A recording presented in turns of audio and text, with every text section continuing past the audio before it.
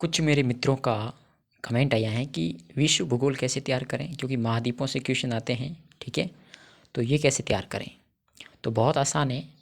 एक अच्छी सी एटलस लें और अब आपको पढ़ने का तरीका बताता हूँ। जैसे कि सबसे पहले आप पठारों को लें। जैसे सीधा ऐसे ही क्वेश्चन बनेगा। ये देखो, टार्डमैन का पठार कहाँ है? तो आप कहेंगे अफ्रीका में। जोस का पठार अफ्रीका, एयर पठार अफ्रीका, कटंगा का पठार अफ्रीका, बाई का पठार या बी का पठार अफ्रीका, हुइला का पठार अफ्रीका। बस इस तरह आपको पठार याद करने हैं। फिर अगर मैं बात करूं नदियों की, तो देखिए ये सबसे बड़ी जो नदी आपको दिख रही है, ये नील नदी है। ठीक है, नील नदी के साथ श्वेत नदी भी मिलती है, ब्लू नील भी मिलती है। और क्या पूछेगा इससे? इससे एक नदी ये पूछेगा, कांगो नदी, जो भूमध्य रेखा को 2 बार काटती है। ठीक है, एक ये नदी जो है ना मकर रेखा को 2 बार काटती है, कौन सी? लिम्पोपो नदी। ठीक है, तो नदियों से ऐसे क्वेश्चन आएंगे। और या तो पूछेगा झीलों से क्वेश्चन, जैसे नासा झील कहाँ की है? अफ्रीका की। और जाम्बुजी ये नदी है।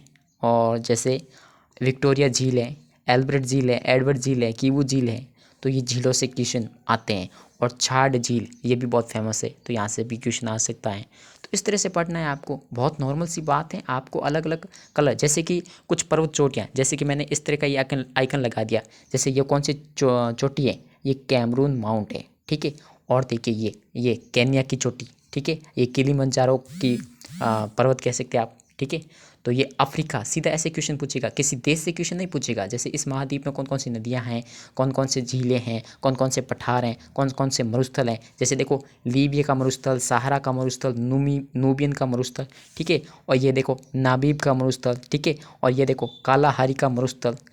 तो बहुत आसान है अगर आप एटलस देकर बैठेंगे तो। एटलस से बहुत सारे डाउट क्लियर हो जाते हैं यदि आप एटलस से पढ़ेंगे तो। जैसे ये अफ्रीका है, अफ्रीका को जो यूरोप से अलग करने वाली जो जल संधि है वो कौन सी? तो जिब्राल्टर जल संधि।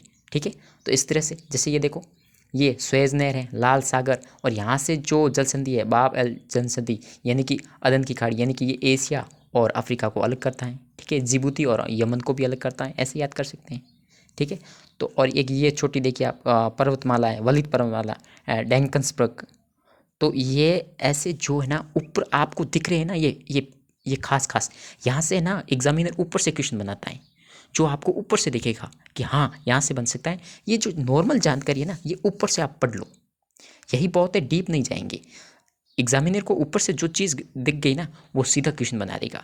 अब आपने कभी पढ़ा ही नहीं है कि एयर का पठार कहाँ पर है, तो आप थोड़ी बता पाएंगे।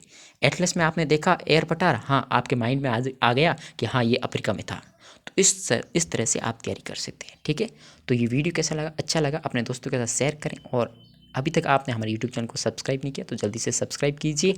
और भी आसान पढ़ाई को आसान बनाने के लिए और मेरे कुछ अनुभव जानने के लिए आप हमसे जुड़ सकते हैं। धन्यवाद।